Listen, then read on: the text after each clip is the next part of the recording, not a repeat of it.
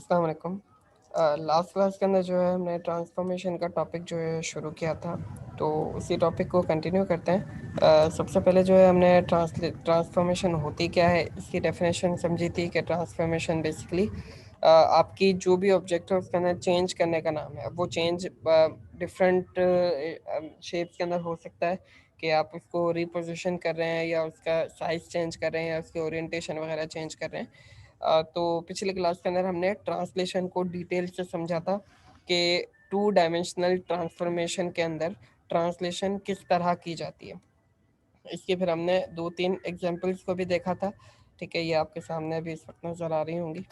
ठीक है, आज की क्लास के अंदर जो है हम स्केलिंग को शुरू करने जा रहे हैं कि स्केलिंग बेसिकली होती क्या है और स्केलिंग को किस तरह से हम अचीव कर सकते हैं। ठीक है, तो सबसे पहली चीज़ इसके अंदर जो समझने वाली है वो ये है कि स्केलिंग की डेफिनेशन क्या होती है। तो स्केलिंग की जो डेफिनेशन है वो ये है, to change the size of an object scaling transformation is used.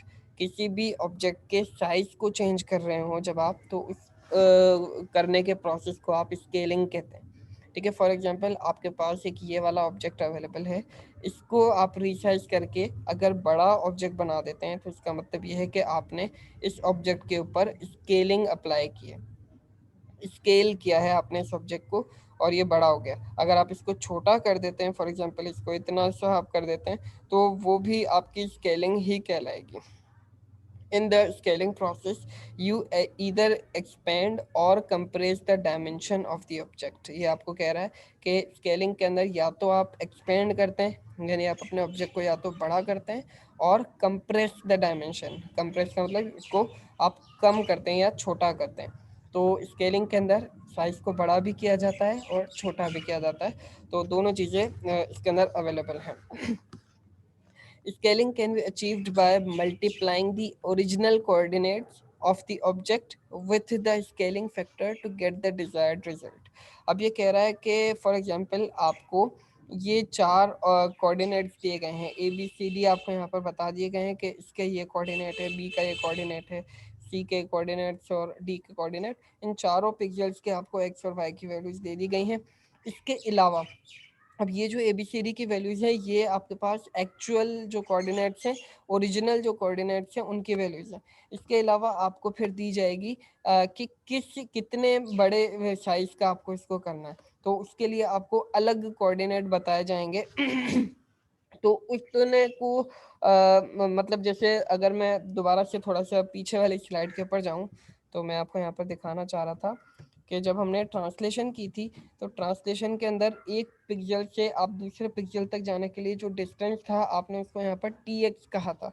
इसी तरह स्केलिंग करते हुए जब आपको जो नए कोऑर्डिनेट्स दिए जाएंगे, उन कोऑर्डिनेट्स तक मतलब जो भी आपको पॉइंट्स दिए जाएंगे उनको हम यहाँ पर एस एक्स या एस वाई से डिनोट करेंगे। यानी जो आपको नए कोऑर्डिनेट्स दिए जाएंगे स्केलिंग के केस के अंदर, उसको हम यहाँ पर एक्स एक्सिस में होगा तो उसको एस एक्स का नाम देंगे, और वाई एक्सिस में होगा तो हम उसको एस वाई का नाम देंगे। ट्रांसलेशन करते हुए जब हमने पिछले क्लास में देखा था, तो हमने इनको टी एक्स और टी वाई कहा था। यहाँ पर क्योंकि हम स्केलिंग कर रहे हैं तो इसलिए हम इनको यहाँ पर एस एक्स और एस वाई कह रहे हैं। तो यहाँ पर let us assume that the original coordinates are x y. For example आपको एक पिक्चर दिया जाता है और उसके जो है एक्स वाई कोऑर्डिनेट आपको दे दिए गए हैं, स्केलिंग फैक्टर, और आपको ये भी बता दिया गया है कि उसको कितना बड़ा या कितना छोटा करना है। यानी आपको एस एक्स और एस वाई की वैल्यूज भी दे दी गई हैं। अब ये एस एक्स की जो वैल्यू है, ये हो सकता है एक्स की वैल्यू से बड़ी हो, तो हो सकता है आपका ऑब्जेक्ट जो है वो साइज में इंक्रीज हो, और अगर ये वैल्यूज छोटी होंगी तो फिर हो सकता है आपके साइज इसकी जो मतलब ऑब्जेक्ट का जो साइज है वो डिक्रीज हो। तो इसको अभी हम थोड़ा सा डिटेल से समझेंगे कि साइज इंक्रीज और डिक्रीज कब होता है। फिलहाल के लिए कि आपको ओरिजिनल कोऑर्डिनेट्स पता होने चाहिए, प्लस में आपको स्केल कितना करना है वो कोऑर्डिनेट पता होने चाहिए, और फिर उसके बाद ही आप अपने जो आपको कोऑर्डिनेट्स चाहिए, जो नए कोऑर्डिनेट्स हैं एक्स डैश और वाई डैश, वो आपको आखिर में मिलेंगे। जैसे आप यहाँ पर देख सकते हैं ए बी सी डी आपको ओरिजिनल कोऑर्डिनेट्स दिए गए थे, फिर आपको बताया गया कि इसको इतने हिस्से के अंदर आपने बढ़ाना है, तो यहाँ पर भी आपको कोई ना कोई कोऑर्डिनेट दिया जाएगा क्वेश्चन के अंदर।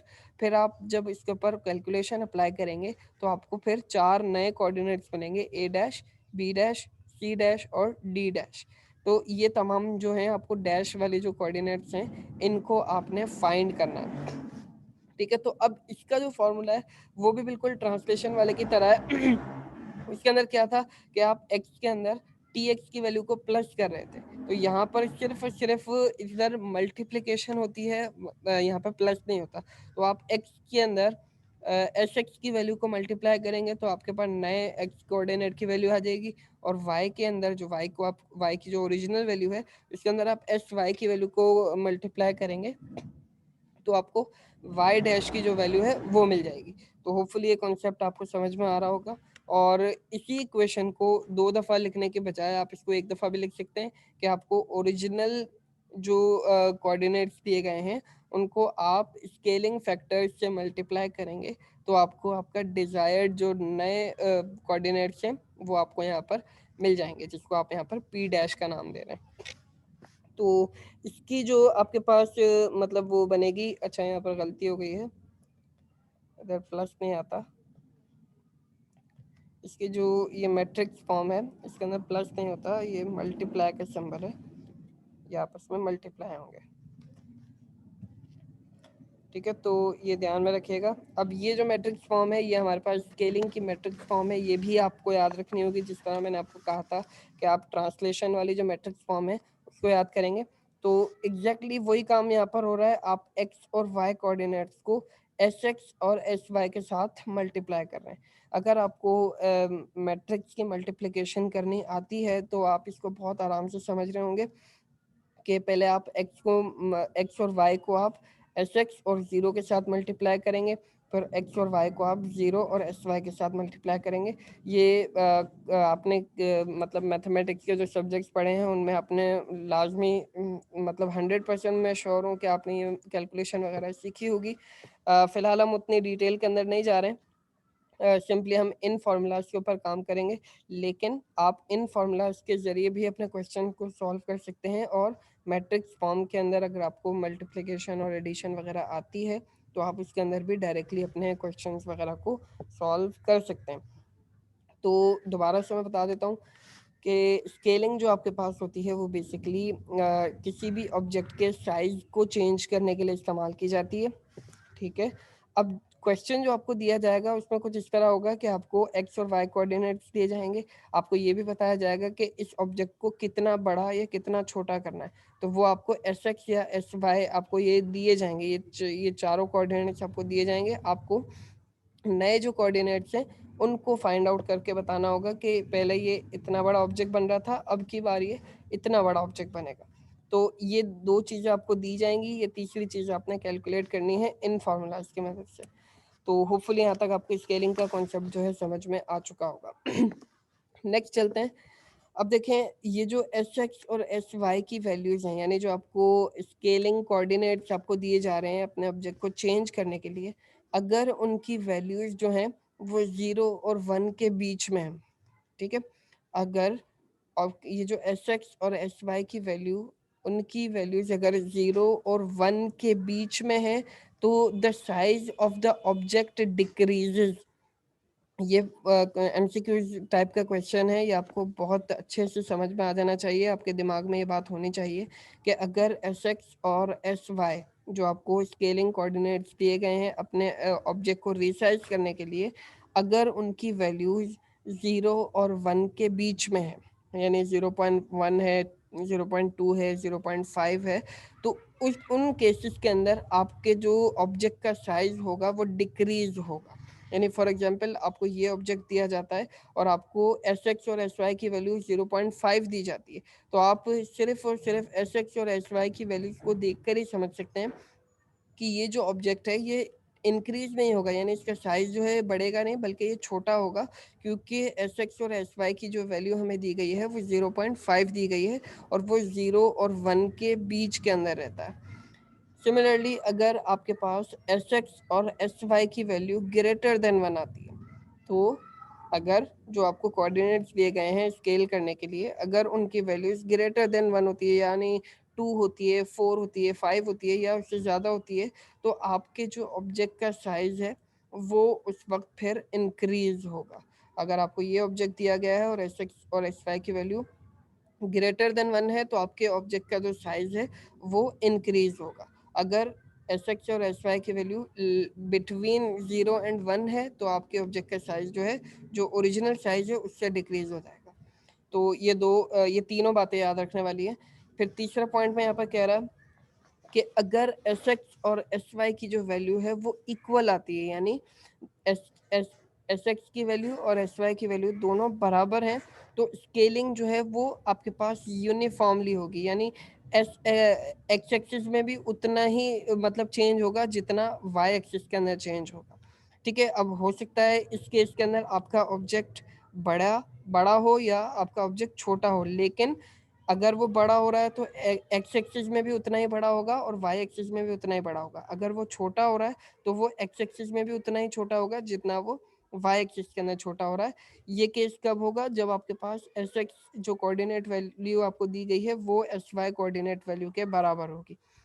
तो ये तीनों पॉइंट्स आपको ध्यान में रखने हैं कि अगर एस एक्स और एस वाई जो आपको वैल्यूज दी गई है वो 0 और 1 के बीच में है, तो आपके ऑब्जेक्ट का साइज डिक्रीज होगा।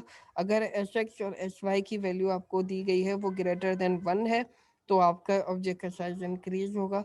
अगर एस एक्स और एस वाई की वैल्यू दोनों बराबर होती हैं, तो आपके पास स्केलिंग या तो आपके ऑब्जेक्ट का साइज इंक्रीज होगा या डिक्रीज होगा, लेकिन जो भी होगा वो प्रोपोर्शनल में होगा, वो यूनिफॉर्म होगा, यानी जितना एक्स में इंक्रीज होगा उतना ही वाई में इंक्रीज होगा।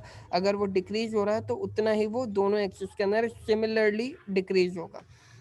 तो इन इसकी अब एग्जांपल को देखते हैं स्केलिंग की, कि स्केलिंग किस तरह की जाती है। तो अब यहाँ पर आप देखें, आपको एक स्क्वायर दिया गया है, वही सेम स्क्वायर हमने लिया है जो हमने ट्रांसलेशन के लिए इस्तेमाल किया था। इसके अंदर अब आपको स्केलिंग करने के लिए दी जा रही है। एक स्क्वायर आपको दे दिया गया है, जैसे ये आपको आपकी स्क्रीन के ऊपर नज़र आ रहा होगा। इसके कोऑर्डिनेट है 0 0 2 0 0 2 और 2 2। तो ये हमने एक स्क्वायर यहाँ पर प्लॉट कर दिया है। चारों कोऑर्डिनेट्स हमें दिए गए हैं। अब हमें क्वेश्चन में कहा जा रहा है कि इसको स्केल हमें करना है एस एक्स एक्सिस में 2 पॉइंट और वाई एक्सिस के अंदर 3 पॉइंट। तो ये कुछ आपके पास एक बड़ा सा मतलब वो बनेगा कि एक्स एक्सिस के अंदर अगर हम इसको 2 पॉइंट बढ़ाएंगे तो ये कुछ इतना बढ़ जाएगा। ठीक है, और वाई एक्सिस के अंदर 3 पॉइंट बढ़ाएंगे तो फिर ये थोड़ा सा ऊपर की तरफ भी आ जाएगा। तो इसको हमें यहाँ पर अभी मतलब कैलकुलेशन करके देखना होगा कि ये हमारे पास जो नए कोऑर्डिनेट्स बनेंगे वो आफ्टर स्केलिंग ये जो हमारे पास ऑब्जेक्ट है ये किस तरीके का हमें नज़र आएगा। तो क्वेश्चन में दोबारा समझा देता हूँ। आपको एक स्क्वायर दिया गया है, उस स्क्वायर देने के बाद आपको कहा गया है कि एक्स एक्सिस के अंदर इसको 2 पॉइंट्स आपने बड़ा करना है और वाई एक्सिस के अंदर आपने इसको 3 पॉइंट्स बड़ा करना है, यानी इसको आपने 3 पॉइंट्स स्केल करना है। और ये जो फार्मूलाज हैं ये आपको दिए गए हैं मतलब स्केल करने के लिए, इसके बारे में हम अभी पिछले स्लाइड के अंदर देख चुके हैं। ठीक है, तो अब जैसे हमने ट्रांसलेशन के अंदर किया था कि हम एक एक पिक्सल को यहाँ से उठाएंगे और उसको फिर हमने ट्रांसलेट किया था, तो हम यहाँ पर भी एक एक पिक्सल को उठाकर उसको स्केल करेंगे। तो सबसे पहले हम 0, 0 को लेते हैं। 0, 0 को आप स्केल करेंगे इस फार्मूले के अंदर पुट करके। तो x की वैल्यू 0 है, y की वैल्यू भी 0 है, इसको आपने और जो आपने स्केलिंग फैक्टर्स आपको दिए गए हैं वो 2 और y के अंदर 3 है। तो यहाँ पर आपने एस एक्स की वैल्यू 2 पुट की, एक्स वाई की वैल्यू 3 पुट की। 0 से जब इसको मल्टीप्लाई किया तो 0, इसको 0 से मल्टीप्लाई किया तो ये 0। तो 0, 0 को स्केल करने के बाद जो हमारे पास नए कोऑर्डिनेट आए हैं वो 0, 0 ही रहे, क्योंकि 0 से हम किसी भी चीज़ को मल्टीप्लाई करते हैं तो वो हमेशा 0 ही बन जाता है। इसी तरह फिर हम 2, 0 को यहाँ पर स्केल करेंगे।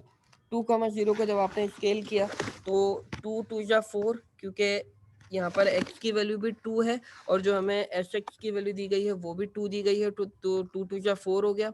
y की वैल्यू 0 है, इसको जब हमने 3 से मल्टीप्लाई किया तो ये 0 आ गया और हमारे पास कोऑर्डिनेट की वैल्यू आ गई 4, 0। तो इसको जब हमने 2, 0 को जब हमने स्केल किया तो हमारे पास रिजल्ट आया 4, 0। अब हम 0,2 को करेंगे यहाँ पर, तो 0,2 को यहाँ पर स्केल करने के बाद जो हमारे पास रिजल्ट आएगा वो कुछ इस तरह का आएगा कि ये x की वैल्यू 0 है, इसको हमने 2 से मल्टीप्लाई किया तो 0 आ गया। y की वैल्यू हमारे पास 2 है, 2 को हमने 3 से मल्टीप्लाई किया, 3 बेसिकली हमारे पास क्वेश्चन में दिया गया है, तो 2 को जब हमने 3 से मल्टीप्लाई किया तो ये 6, तो हमारे पास जो नए कोऑर्डिनेट की वैल्यू आ गई है 0,2 को स्केल करने के बाद वो 0,6 आ गई। फिर उसके बाद हम 2,2 को स्केल करेंगे, 2,2 को जब हमने स्केल करना शुरू किया तो ये हमारे पास इस वक्त x की वैल्यू भी 2 है, y की वैल्यू भी 2 है, तो 2 2 जा 4 और 2 3 जा 6, तो नए कोऑर्डिनेट की वैल्यू हमारे पास आ गई 4,6। तो अब इन तमाम ये जो नए कोऑर्डिनेट्स हमारे पास आए हैं इनको हम आफ्टर स्केलिंग वाले मतलब अपने एक्स वाई प्लेन के ऊपर प्लॉट करके देखते हैं। तो हमारे पास जो रिजल्ट आएगा वो कुछ इस तरीके से ये रिजल्ट आएगा, यानी ये आपको एक स्क्वायर दिया गया था, इसको आपने स्केल किया एक्स एक्सिस में 2 पॉइंट्स और वाई एक्सिस के अंदर 3 पॉइंट्स, तो आपके पास कुछ इस तरीके का ये जो रिजल्ट है ये इस वक्त बन जाएगा। तो अब यहाँ पे देख सकते हैं 0,0 और 4,0। तो पहले आपने 0,0 को प्लॉट किया, फिर 4 एक्स एक्सिस पे 4 और वाई एक्सिस पे 0, तो ये 4,0 प्लॉट हुआ। 0,6, तो यहाँ से एक्स एक्सिस 0 और 6 आपका जो है वाई एक्सिस की वैल्यू, और यहाँ पर 4,6, तो 4 जो है आपके एक्स एक्सिस की वैल्यू और वाई एक्सिस के ऊपर 6, तो ये आपका जो स्क्वायर यहाँ पर था अब ये जो है यहाँ पर एक रेक्टेंगल बन चुका है इसको स्केल होने के बाद। ये चीज़ ध्यान में रखिएगा कि ये रेक्टेंगल क्यों बना है, क्योंकि एस एक्स की वैल्यू और एस वाई की वैल्यू यानी जो आपको स्केल करने के फैक्टर्स दिए गए थे ये दोनों बराबर नहीं थे। अगर ये दोनों इक्वल होते, जैसे पिछली स्लाइड के अंदर हमने देखा था कि जब एस एक्स और एस वाई की वैल्यू बराबर होती है तो ये प्रोपोर्शनली बड़ा होता है, यानी अगर ये एस एक्स और एस वाई की वैल्यू बराबर होती तो ये जो स्क्वायर है ये स्केल होने के बाद भी स्क्वायर ही रहता।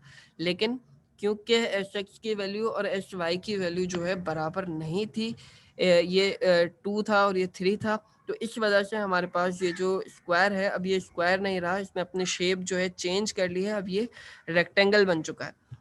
तो आपको ये होपफुली चीज़ समझ में आ गई होगी कि स्केलिंग किस तरीके से हुई है, और स्केलिंग करने से वो जो हमारा तीसरा पॉइंट था वो भी आपको यहाँ पर एक्सप्लेन होकर समझ में आ गया होगा। इसके अलावा जो सेकंड पॉइंट हमने पिछली स्लाइड के अंदर देखा था वो ये था कि जब एस एक्स और एस वाई की वैल्यू ग्रेटर देन 1 होगी, यहाँ पर देखें आप एस एक्स की वैल्यू और एस वाई दोनों की वैल्यू हमारे पास ग्रेटर देन 1 है, तो आपके ऑब्जेक्ट का जो साइज होता है वो इंक्रीज होता है। जब इन दोनों की वैल्यूज ग्रेटर देन 1 होगी तो हमारे ऑब्जेक्ट का जो साइज है वो इंक्रीज होगा। तो आपके सामने नजर आ रहा होगा कि ये जो है इंक्रीज हो चुका है। तो होपफुली यहाँ तक जो कॉन्सेप्ट अभी मैंने समझाने की कोशिश आपको की है ये स्केलिंग आपको अच्छे तरीके से समझ में आ चुकी होगी। इसके अलावा एक और हम यहाँ पर एग्जाम्पल करते हैं स्केलिंग को लेकर ही, ताकि आपका कॉन्सेप्ट और ज़्यादा क्लियर हो जाए। अब आप देख सकते हैं आपको वही सेम स्क्वायर दिया गया है, वही सेम कोऑर्डिनेट्स आपके पास है, लेकिन अब यहाँ पर इसके जो स्केलिंग फैक्टर्स हैं वो चेंज हैं। आप देख सकते हैं कि स्केलिंग फैक्टर्स आपको दिए गए हैं 0.5, और यहाँ पर y में भी आपको 0.5 ही स्केलिंग फैक्टर दिया गया है। तो बिफोर स्केलिंग अगर हम देखें तो हमें जो हमारा स्क्वायर है वो कुछ इस शेप के अंदर नज़र आ रहा है, ये जो कोऑर्डिनेट्स आपको दिए गए हैं इसके वजह से ये यहाँ पर नज़र आएगा।